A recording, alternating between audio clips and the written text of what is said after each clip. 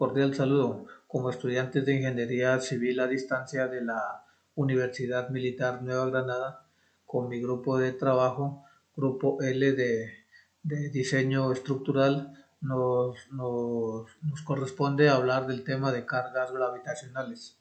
El grupo está conformado por mis compañeros Cristian Andrés Aus, Wilmar Andrés Herrera y quien les habla Leandro Zambrano. Dentro de las cargas gravitacionales se encuentran las cargas muertas. Estas se refieren a las acciones que se producen por el peso propio de una edificación.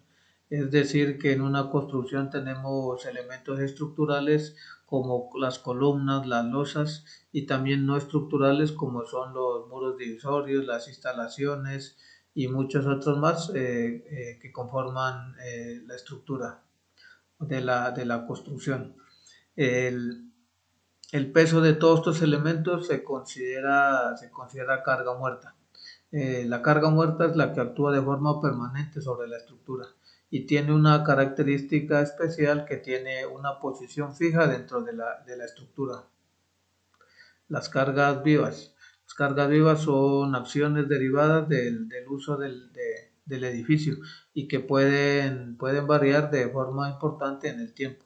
Se incluye todo aquello que no tiene una posición fija o definitiva en la edificación, por ejemplo, los muebles, las mercancías, las personas, los equipos, los vehículos y entre otros. Masa y peso de los materiales. Para realizar el cálculo de las cargas muertas se debe utilizar la densidad de la masa real en los diferentes materiales y se realiza una multiplicación por la aceleración de la gravedad y así obtenemos el valor del peso. En esta tabla podemos observar los valores de la densidad de la masa de los diferentes materiales que se van a usar más frecuentemente a la hora de realizar una construcción.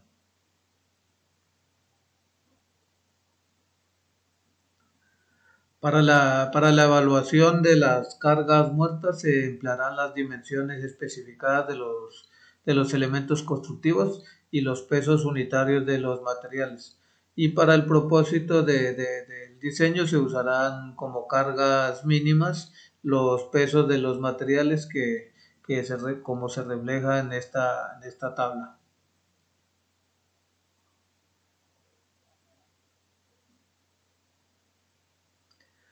Elementos no estructurales. Los elementos no estructurales están todos los elementos que contiene una edificación en donde no se ha hecho un estudio específico para la resistencia de las fuerzas gravitatorias y horizontales a las que se debe someter una edificación y para poder transmitir esa fuerza a las cimentaciones. Estos elementos no estructurales se dividen en horizontales y verticales. Los elementos no estructurales horizontales son aquellos cuando, cuando su dimensión vertical es menor a su dimensión horizontal y están soportados o anclados a las losas o a las cubiertas de la edificación. Los elementos no estructurales verticales son aquellos cuya dimensión vertical es mayor a su mínima dimensión horizontal y se encuentran sujetados o soportados en los elementos estructurales o simplemente soportados a las losas de entrepiso. Estos incluyen las fachadas, los muros no estructurales, las puertas, las divisiones, las particiones, los enchapes, las ventanas, los ductos, entre otros. En las cargas muertas se debe incluir la masa que corresponde a todos los equipos fijos que están apoyados sobre los elementos de una estructura, como son los ascensores, las bombas hidráulicas, los transformadores, los aire acondicionados y muchos más.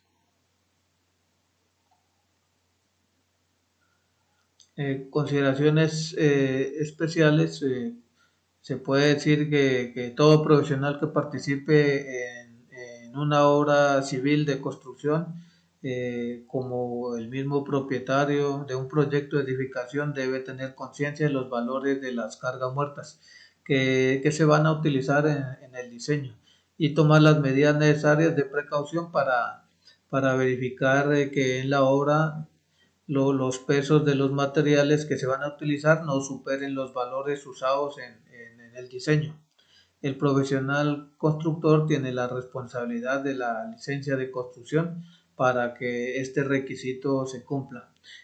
Al momento de contratar una empresa de construcción que preste este servicio, es importante tener en cuenta que tenga los permisos legales que permitan realizar un buen cálculo y así evitar que en cualquier contratiempo eh, y también evitar que una estructura colapse.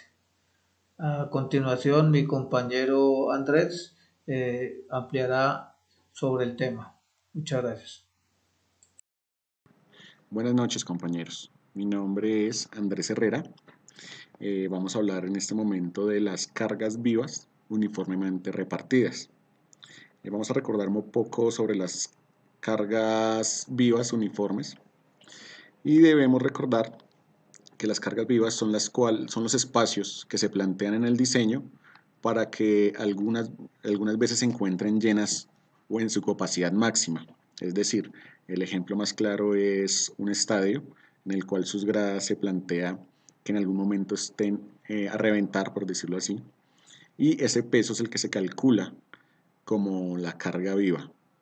Pero también según la reglamentación nos indica que no debemos tener o debemos cumplir unos parámetros de diseño.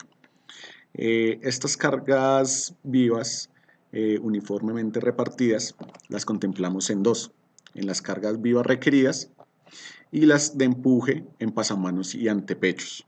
Entonces vamos a ver de qué se trata. Las cargas vivas requeridas serán las cargas máximas producidas por el uso u ocupación de acuerdo al uso del edificio. En este caso vamos a tener ejemplos claros como son estadios, planteles educativos, comercio, fábrica, en las cuales se diseña, se plantea que estén en su tope máximo en algún momento. Entonces, cuando hablamos de estas cargas, se está direccionando precisamente al diseño. Esto, por tal motivo, para efectos del diseño, se debe pensar en el peso máximo, como lo hablábamos hace un momento, que es el esperado para la estructura, pero no por ningún motivo se debe contemplar menores a una tabla que nos da la reglamentación, que es esta, en la cual se especifica claramente los sitios como reuniones, sitios de reunión, oficinas, planteles educativos, fábricas, centros institucionales, comercio, residenciales, almacenamiento, garajes o coliseos y estadios. Entonces, cada una de esas secciones las vamos a encontrar en la tabla, la cual nos va a decir para qué sección se contempla un peso y cuál es la carga uniformemente mínima para esta zona. En este caso, por ejemplo, en los centros de reuniones para los balcones son 5 kN metro cuadrado por metro cuadrado en esta área de la planta. Entonces es algo que debemos tener muy en cuenta para no incumplir la norma y que podamos por omisión causar algún tipo de accidente. Cuando hablamos de los empujes en pasamanos y antepechos, estamos hablando pues, de esas barandas, ¿no? De las barandas que en ocasiones van totalmente pues, sueltas, o por la mayoría van sueltas, y van a la estructura. Entonces estas las vamos a dividir en dos secciones, por ejemplo. Las barandas, pasamanos y escaleras para usos comunes, para zonas residenciales, para el uso peatonal, por decirlo así, las cuales un estándar es que sea de 1 kN por metro cuadrado, la carga mínima para la cual esté diseñada. Claro está que estas están pues, subdivididas a su lugar en las cargas para vivienda, que son 0.4 kN, por ejemplo, para coliseos, sitios públicos, que son las que deben soportar mayor carga, no debe ser inferior a 2.5 kN sobre metro. Claro está que este tipo de barandas se deben verificar siempre con una personal técnico que les haga una prueba de ensayo y una prueba de error y de su certificado técnico. Ya para las barreras para vehículos estamos hablando de 30 kN, ya que esas deben soportar y transmitir a través de sus columnas a la estructura, la carga, el peso, soportarlas, ya que en caso de un accidente, una colisión, deben garantizar o minimizar el riesgo, la posible afectación de que salga del parqueadero, la zona de garaje. Vamos a hablar de una carga parcial.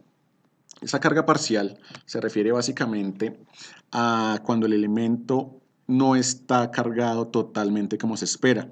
Y esa luz de ese elemento parcialmente cargado puede causar un efecto mayor a lo que está pensado en la carga total. Eso es un factor que se debe tener muy en cuenta, ya que puede causar daños estructurales. Vamos a hablar ahora de las cargas de impacto. Estas cargas de impacto son las que se generan repentinamente sobre la estructura. Por ejemplo, el movimiento que hacen los ascensores, que no lo hacen gradual como sería una carga continua, sino lo hacen repentino. Esto lo que hace es que la estructura se someta a una carga viva que genera impacto y nos indica que debemos tener unos porcentajes para elevar la resistencia a la carga de la estructura, como lo es en el caso de los elevadores, el 100%, las grúas en cabina 25%, las grúas de control el 10%, la máquina liviana por motor 20%, máquina de émbolo por 50% y los tensores de apoyo en el 33%.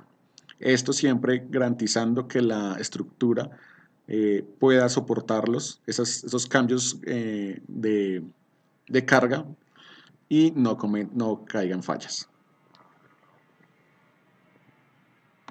Buenas noches, somos el grupo L, correspondiente a la exposición Cargas Gravitacionales. Quien les habla es Cristian Andrés Rosero.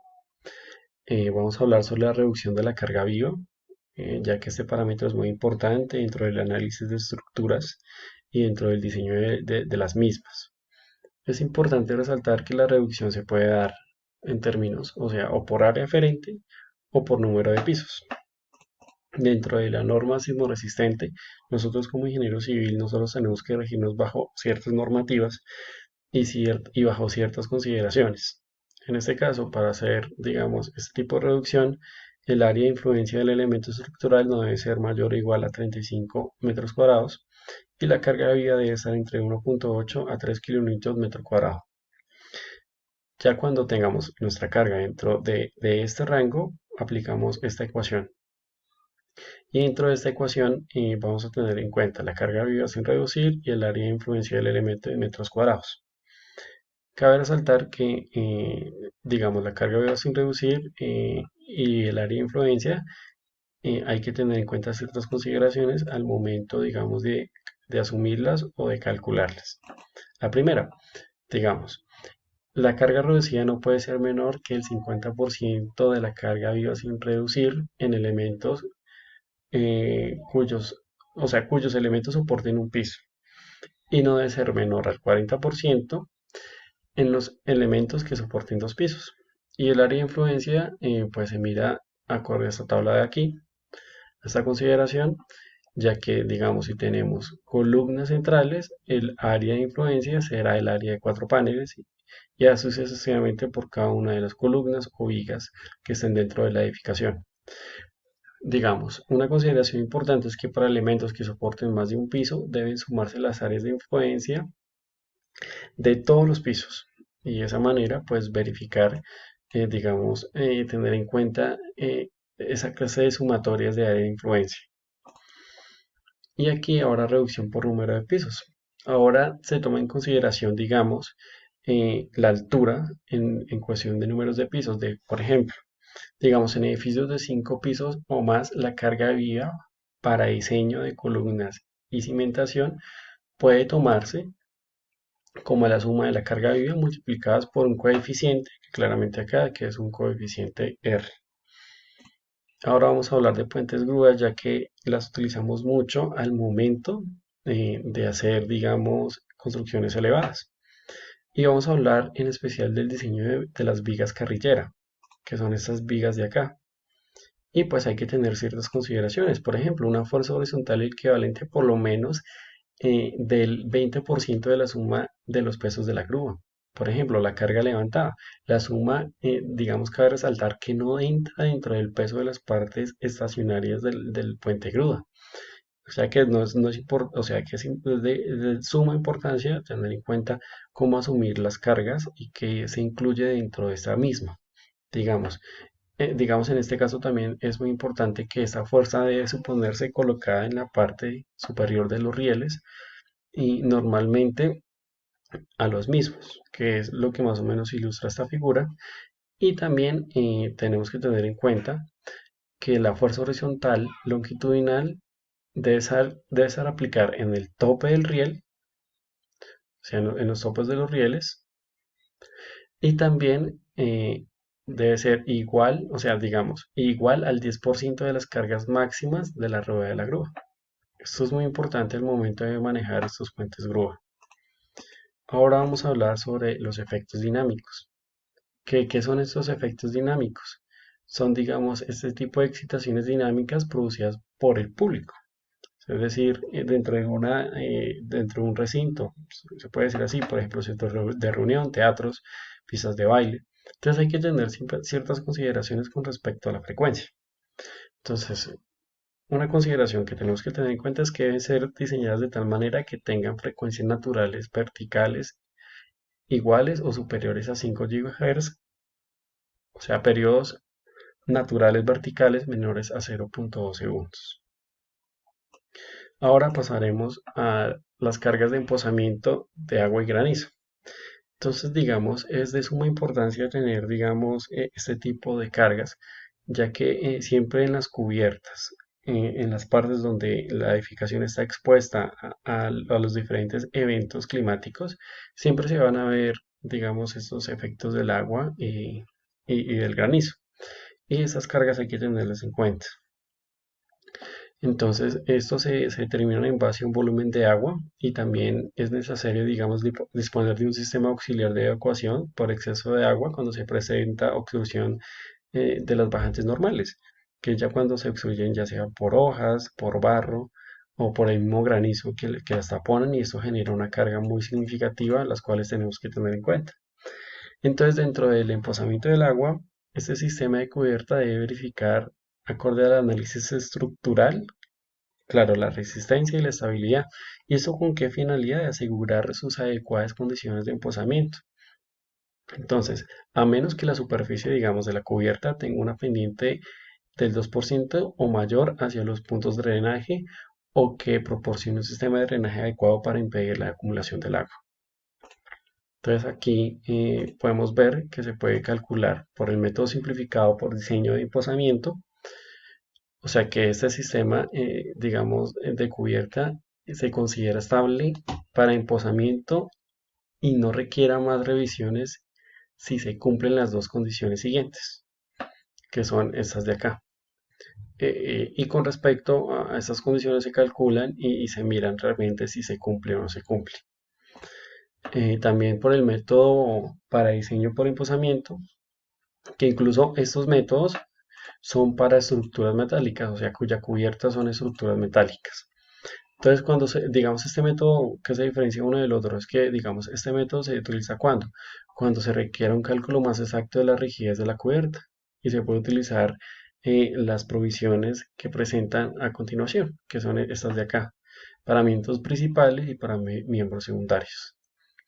Entonces, es como la diferencia es que una sí claramente tiene en consideración un cálculo más exacto que la otra y también se sacan unos límites superiores en base a ciertas consideraciones que pues claramente relacionan estas gráficas y estas gráficas también dependen unos valores a implementar dentro de estas ecuaciones.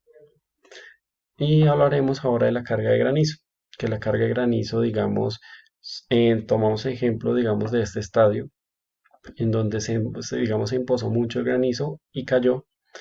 Entonces, es de suma importancia tenerlos en cuenta.